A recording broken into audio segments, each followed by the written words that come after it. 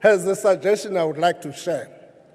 Kamo says, I quote, "I would suggest an introduction of a tax payment for hubbly bubbly as a cigarette and other alternatives. The country has seen an increase in a number of youth smoking these products, and parents are not pleased with this at all." Close quote. I would like to say to Kamo, as a parent myself, I agree with you. I'm certain the Minister of Health also agrees. You will be happy to hear that we are tabling an increase of the excise duty on electronic nicotine and non-nicotine delivery systems known as vapes to R3.04 per milliliter. On environmental taxes, the carbon tax increased from 159 to 190 rand per ton of carbon dioxide equivalent from the 1st of January 2024. The carbon fuel levy will increase, not the fuel levy, the carbon fuel levy will increase to 11 cents per litre of petrol and 14 cents per litre for diesel, effective from the 3rd of April.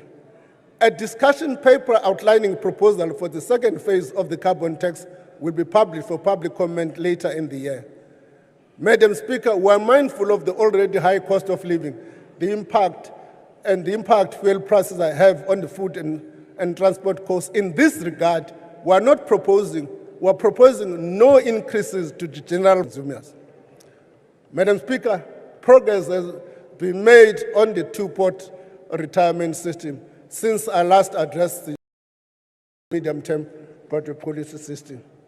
Contribution to retirement funds will be split with 1/3 going into a savings component, 2/3 going into a retirement component. Now, ndifuna ukuzicacisa le nto ke bantakwethu. Ndifuna ucacisa le nto. Abantu bandistopa bonke esitratweni bandibuza uba bonke bazayifumana le mali from i-1st kaSeptember, laa mali yepension iyafumaneka. Phazamisa endleleni. Ndinomnye udadewethu phaa oyitishala unozicelo usafuna ngokuba ndiyazi noyazi uba imali yena azayifumana ndizayazela phi ngoba kaloku uyawuyazi ngepension yakhe. Honourable Maswangane has been vociferous in making sure that this bill passes. And we even fought on the timelines. The two-pot system ensures that we strike a balance between preserving contributions to safeguard a better retirement for members while addressing the plight of the people to access some of their retirement funds to help ease their financial burden in times of distress.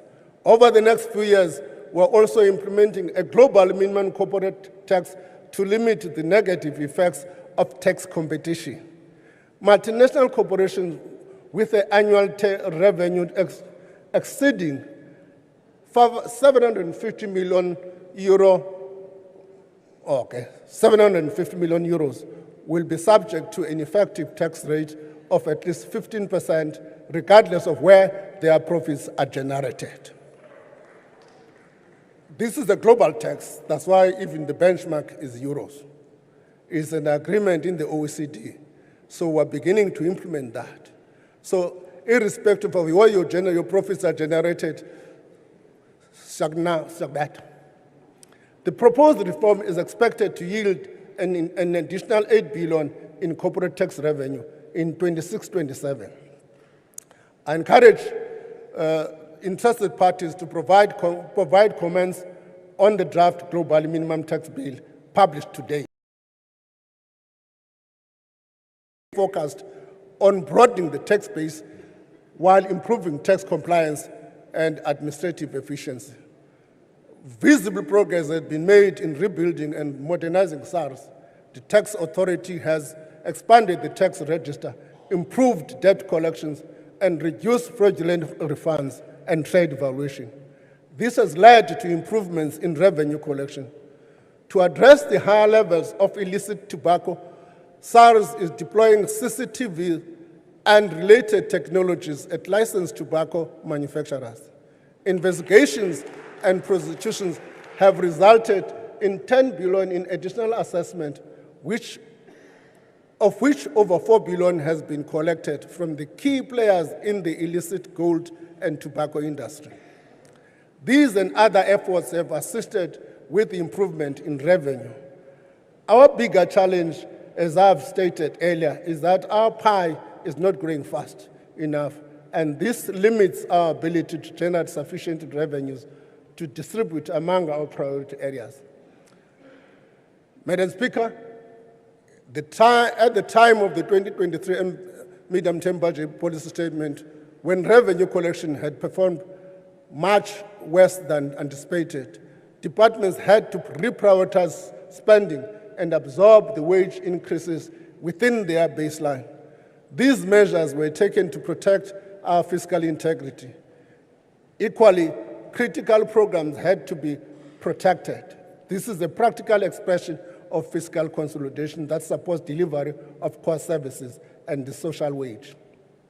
Since then, we have been able to reverse some of the fiscal consolidation announced at the time of the medium-term budget policy statement.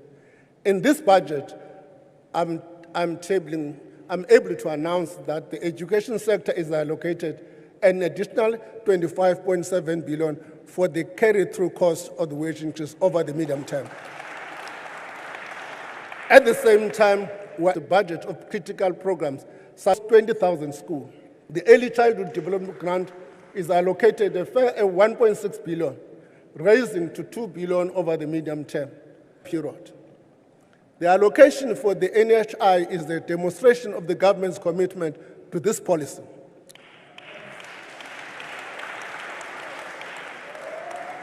There remain a range of system strengthening activities that are key enablers of an improved public healthcare system that must be undertaken.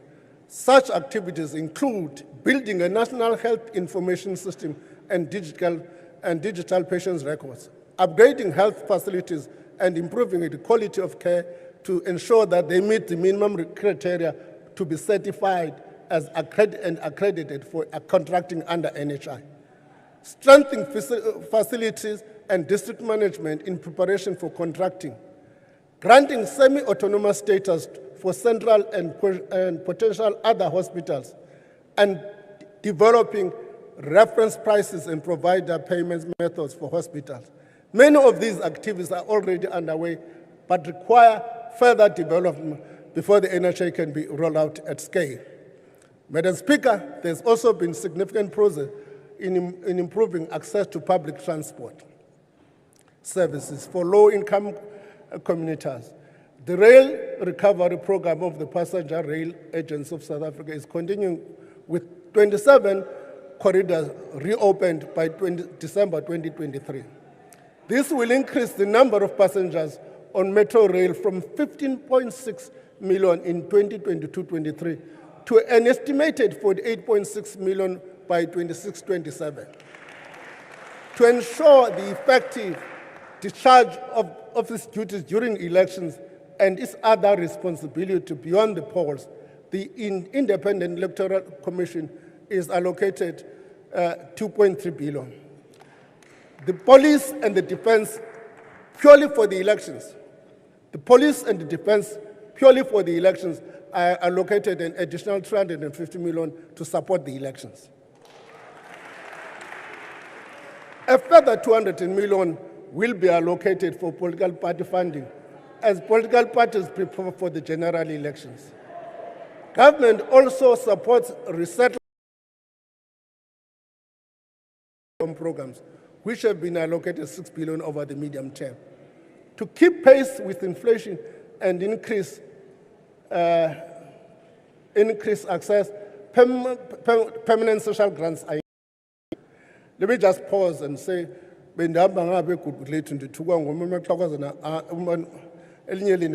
walking stick. Uthi wena kakuhlukane nosinyusela nge-20 rand.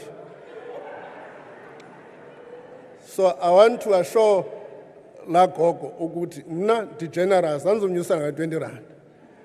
We are giving them an increase of 100 rand to the old age grant.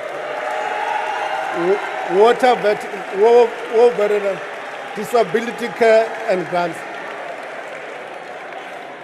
This will be split in 90 rand effective from April and 10 effective from October. 50 rand increase for the foster care and 20 rand increase to the child support grant. Order. We are Honourable sensitive members. to the Order. increase in the cost of living for nearly 19 million South Africans who are really rely on these grants to make ends meet. In this regard, we have done as much as the fiscal envelope allows. Work is currently underway to improve the COVID-19 social relief of distress grant. By April the 1st, like all other grants, these grants are starting on the 1st of April. As the President has said, that is going to be improved. Work is being done. The Minister of Social Development is publishing regulations. When we finally gazette those resolutions, the new grant and the figure will be published together with those regulations.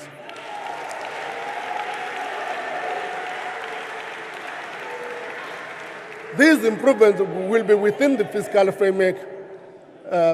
For the extension of the grant beyond 2025, we have made the point that it may have to find some revenue source for it. PAC. We have also made provision for key initiatives aimed at job creation. 61.4 billion is allocated for employment program over the medium term. 7.4 billion has been identified for the Presidential Employment Initiative. Government is also prioritizing fighting crime and corruption with a focus on enhancing law enforcement agency. Mamela, I was in that going on. If facts is on the table, we're doing the work. We're doing the work.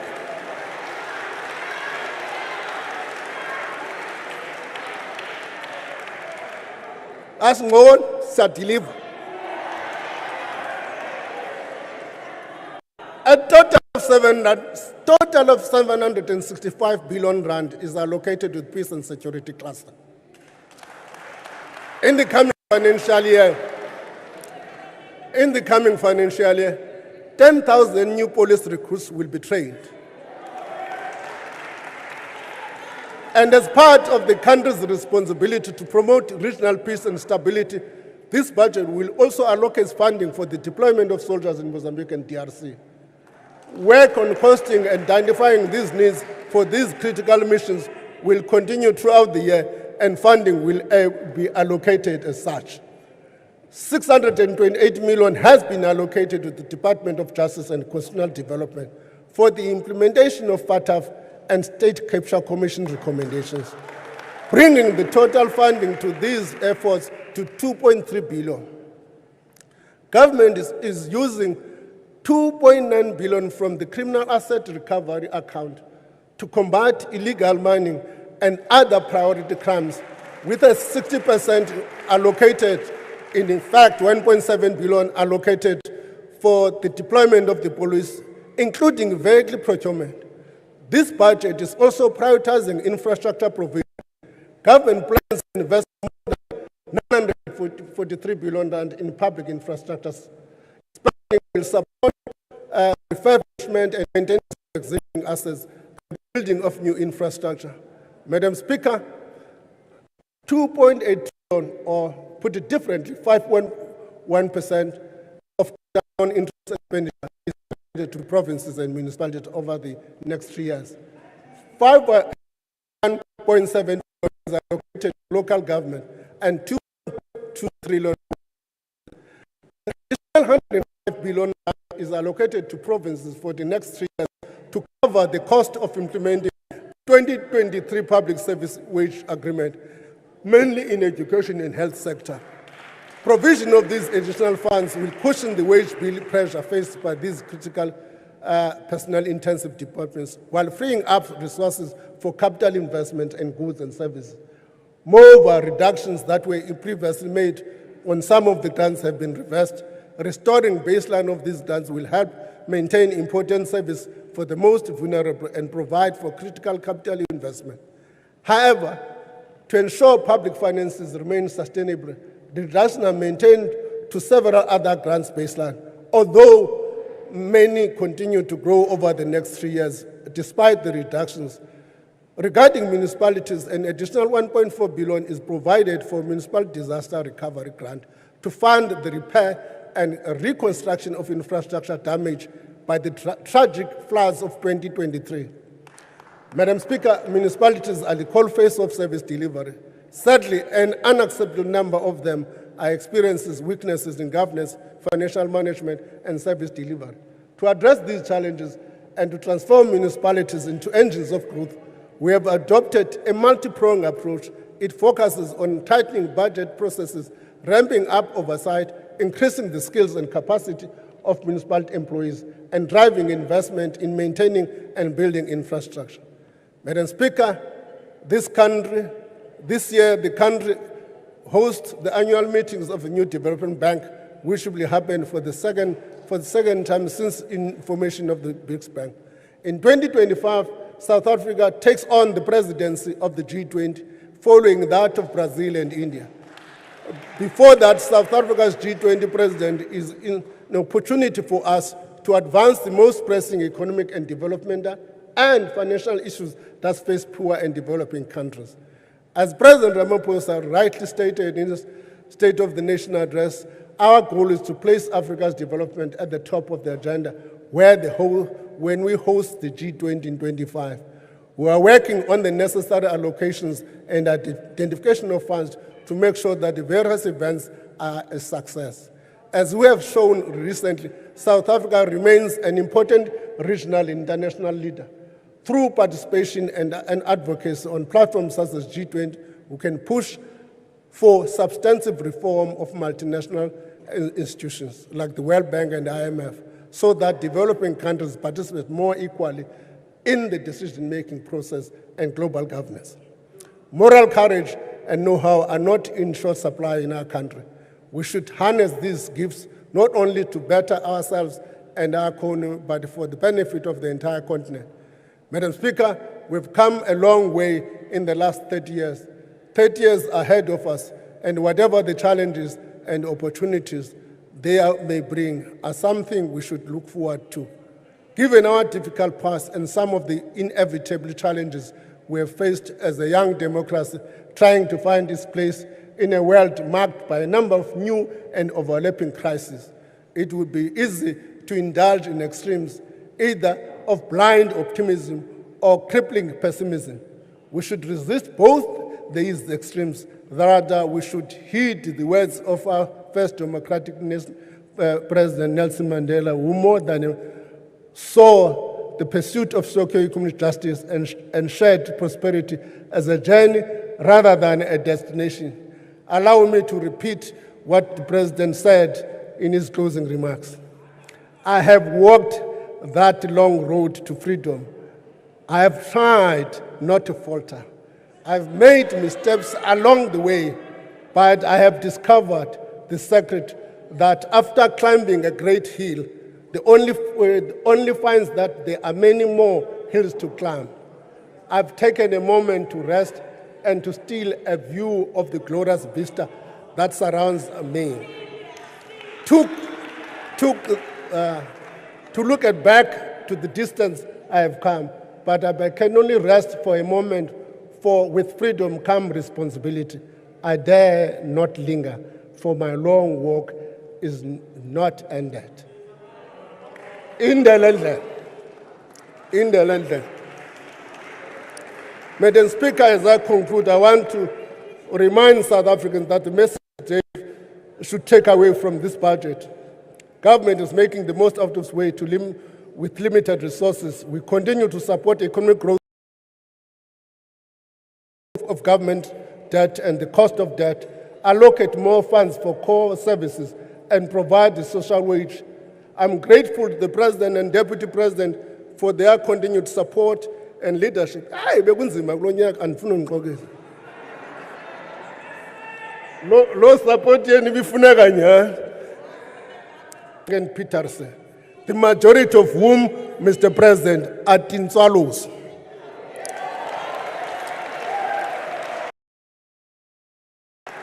Thank you to the Commissioner of the South African Revenue Services and the Governor of the South African Reserve Bank.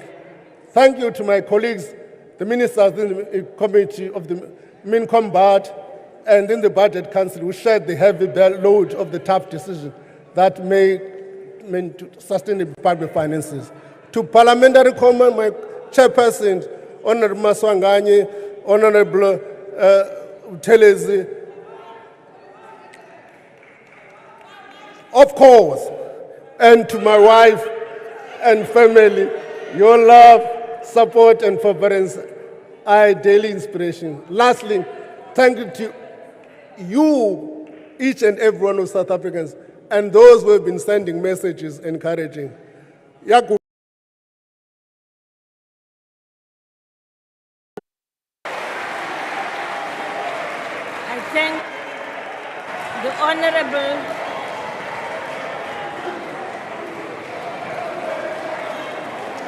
I thank the Honorable the Minister of Finance.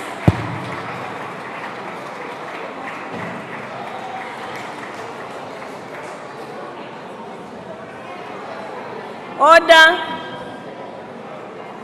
The papers tabled by the Minister will be referred to the relevant committees. Honorable members, I will now suspend proceedings until 3:20. I thank the honorable members. The House is adjourned.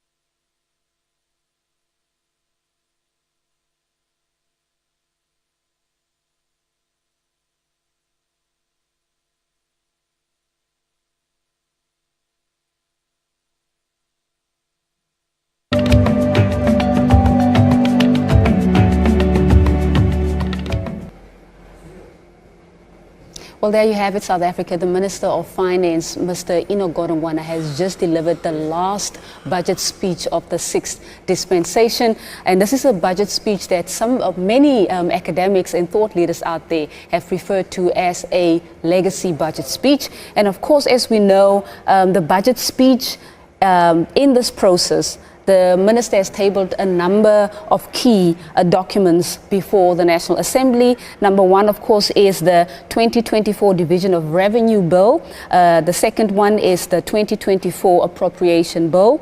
The third one is estimates of national expenditure. The fourth one there is the 2024 budget review. And the next one is the fiscal framework.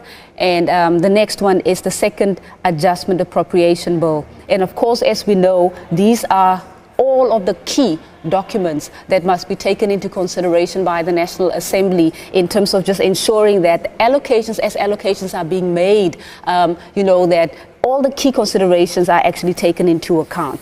But one of the key things that we can pick up from the minister's speech is the fact that he reiterated that government is continuing to embark on a broad structural reform agenda, and that of course includes issues such as electricity. We know how access to electricity or stability within the energy sector has of course affected the economy. So of course that is an area of a key focus area for government as it stands. The next one of course is logistics. The next one is water, and another area is telecommunications and visa reforms. And those are the specifics that the minister has outlined in his speech. We are, of course, standing by for Tsepo, who's outside, who's just getting some reactions from members of parliament about what their thoughts are about the minister's speech. And over to you, Tsepo. We are live outside the Cape Town City Hall, where the Minister of Finance has just delivered his budget speech, the last budget speech of the 6th administration, that is. And there are a lot of things that the minister mentioned. However, we are outside just to get some reactions from the members of parliament. And with me, I am joined by the leader of the NFP, Mr. Sheikh Imam. Sir, what are some of the reactions do you have on the last budget speech of the 6th administration? Well, I must be honest, not impressive at all. First of all, there's a lot of emphasis on infrastructure. And you can see over the medium term, we're talking about over 900 somewhat billion. And we know and understand we don't have the capacity to be able to implement it. We've had this time and time again. Year in and year out, we talk about these things.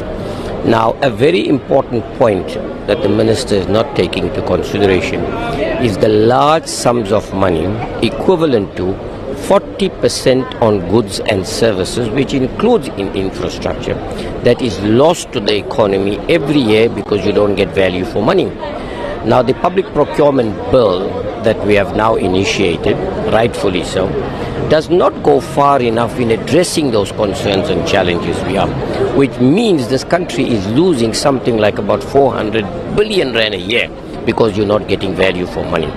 Now, we know with those infrastructure programs, many of them have either not been completed or large sums of money are being embezzled.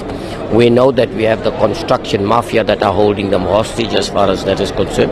We know they are being given out to organizations or companies who are qualify or do not have the capacity to be able to implement these things. Now let's look at the issue of the amount of money that is being directed to the safety and security cluster.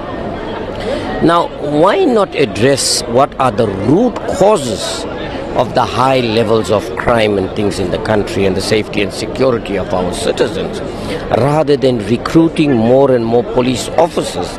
Should we not be ensuring that our police officers are better equipped, better paid, have decent danger allowances and things, are protected, and more importantly, deal with the socio-economic conditions under which our people are living? So you can bring in more and more. It's not going to solve the problem. Now we talk about education, and he has allocated an X amount of money towards education. But again, what we're not addressing is the need to improve the quality of education in the country, which is resulting in many of whom, 60% of these that go to TVET colleges, drop out in the first year. Now, if you remember what the president said, he talked about easing visa regulations in order to have access to skills from internationally. But what about our skills? Because of what is happening with the limited economic growth, and you can see it's only 0.6%, it simply means more country. We welcome, however, the money that's allocated for the NHI, because the NHI can never be a success without large sums of money being made available.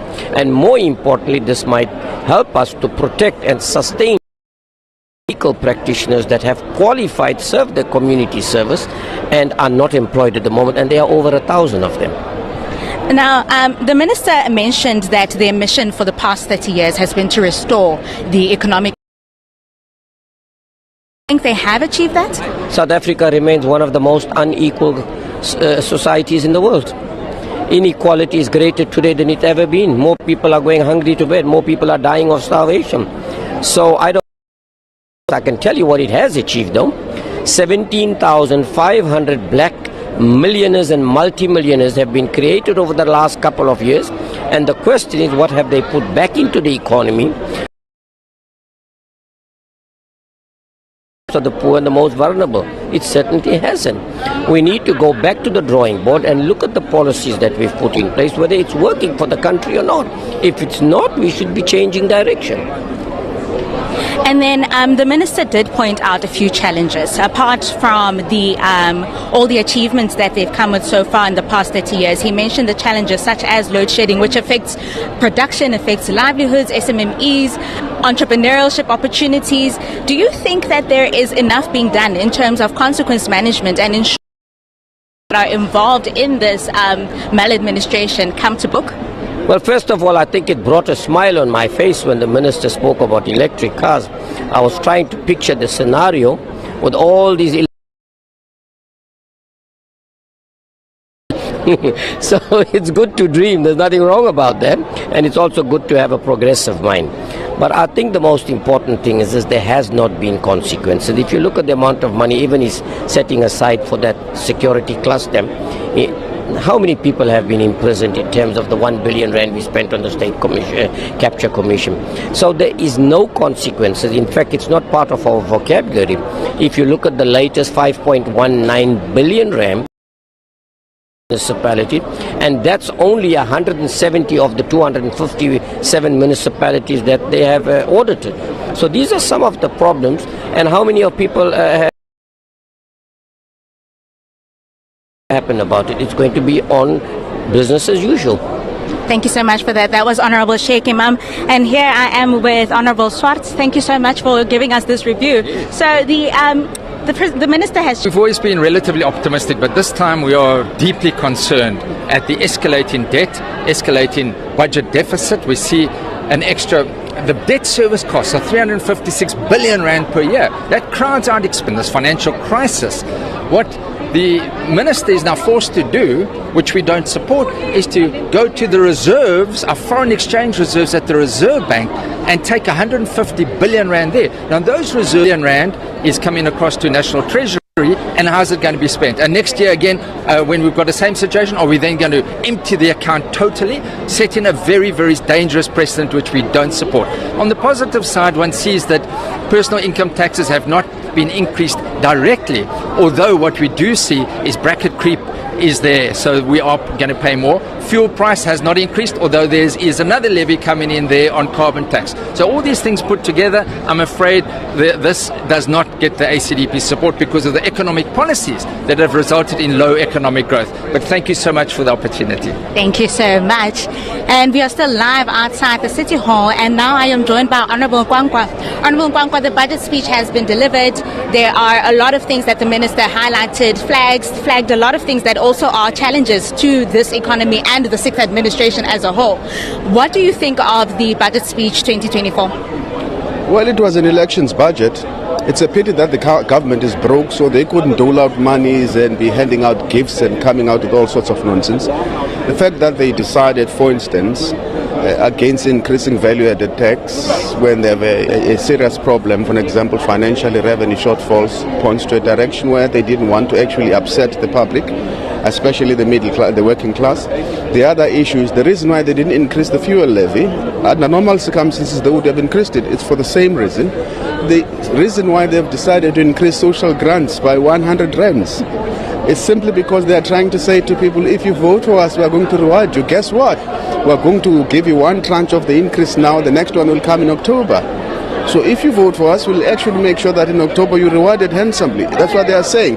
But insofar as the management of the country's finances, it's a very bleak picture. The country is broke. We're not even able to generate enough revenue. Why? Because the policies of the ANC are not such that they're able to grow the South African economy. They actually strangle it, if you like, because they talk left and then walk right, which is actually the problem, which confuses the markets. We are still doling out guarantees of 47 billion rands, if you look at it, to Transnet, after all the inefficiencies and the problems that SOEs have given us. And we always lie to the public and say we're going to make sure that there are state conditions, but we give them guarantees. The conditions are always in place, but the money goes where? Into other people's comrades' pockets and not where it's supposed to go. Now, talking about SOEs, I just asked one of the members here that do you think there is enough and consequence management that is being implemented to ensure that SOEs become more sustainable and those that are the culprits are put to book? No, but the problem really is because they deploy cadres and not people who are fit for purpose. So it doesn't matter what people do, they do so with complete impunity. Because guess what? When an audit was done, it was discovered that some of the people who were working there did not even have journalism experience or know nothing about journalism, but some of them were in managerial positions. Why? Because they were in the struggle somewhere. with regards to the misappropriation of funds and a lot of reactions with regards to the debt that this country has been in. A lot of the issues, and I think this is something that goes even as far as there's the MTBPS that was given just last year. Members have been complaining about the debt that the country has and has been faced with. And even today, the minister has been talking about the deficit that this country has seen, especially in terms of the tax revenue that the country has managed to come with. And now I am joined by the leader of the ATM, Mr. Viola Zungula. Thank you so much for joining me. The minister has spoken. This is the last budget speech for 2024, the sixth administration at least. What are your thoughts on some of the things that the minister touched on? You know what the budget speech did is almost the same as what the SONA did, which is to use it for campaigning purposes. But it is not sustainable in the sense that you've got a PIC that has got over 2.6 trillion rands that is available per annum towards its initiatives. But you find that there is no real drive from Treasury to influence PIC towards programs that are production in nature, programs that will make the economy to be stimulated towards growth. Because out of that 2.6 trillion, majority of that money goes towards, number one, big companies that are listed on the JSE, and secondly, programs that are consumer based in the sense that it is not programs that are, for example, manufacturing, the building of factories. Again, there's the issue of the lack of tax revenue. We're of the view that there's a missed opportunity in the informal sector because the industry, it has got more than 500 billion per annum, and this industry is dominated by people that are coming from other countries, coming to the country, making use of the infrastructure and public services, but they contribute nothing in terms of taxes. So we view that as a missed opportunity. From what you have outlined right now, I think the biggest problem is the lack of opportunities for entrepreneurs. And looking at the situation, I mean, the minister even mentioned that load shedding is a problem. Do you think that enough is being done to ensure that opportunities such as entrepreneurial opportunities and opportunities for SMMEs to thrive in this economy are being made by government? Not at all, because we're of the view as a party that any talk about prioritizing SMMEs must be backed up by legislation, because currently the government spends more than 80% of its budget on big business, and SMMEs and cooperatives are only scrambling for less than 20%. If there was any drive on prioritizing SMMEs, it needs to be legislated in the sense that a certain percentage of all government departments, entities must go towards small businesses. But we can't have a government that is just going to speak but not have legislation to back up their political ideas. Now, the minister also mentioned the procurement of electrical vehicles, talked about ensuring that there is support and that there is funding for such and the infrastructure thereof. Looking at load shedding, do you think it's a bit of a dream that the government is telling to the nation? Yeah, it's definitely a dream, because there's nowhere in one line you are going to have electric cars and encourage the procuring of electric cars whilst you've got a bigger problem of load shedding, because majority now of the middle class are trying to buy inverters because they are trying to deal with load shedding. What should they do now in the case of their cars not being able to have being charged for them to be able to operate? So it's there's a conflict, there's a contrast in what the minister said versus what the reality is. Then the last point. So the minister, they've increased by 100 rand some of the pension monies, 100 rand for the old ages, 50 rand for foster care and so on.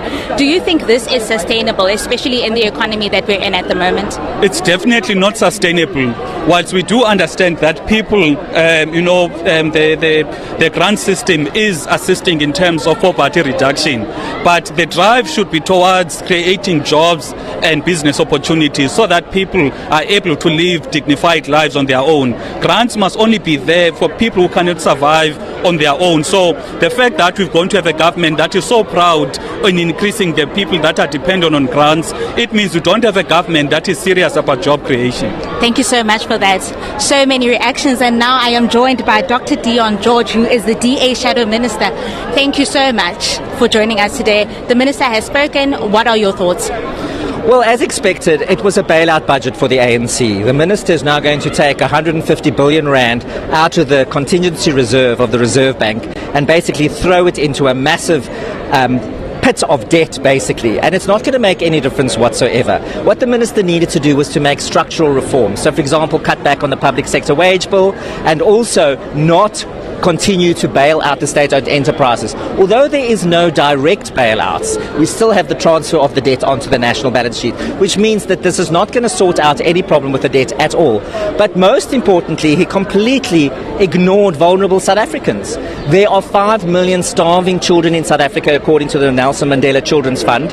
He did not increase the child grant, which he could have done, although the social relief of distress grant will remain for another year. What happens after that, we don't know.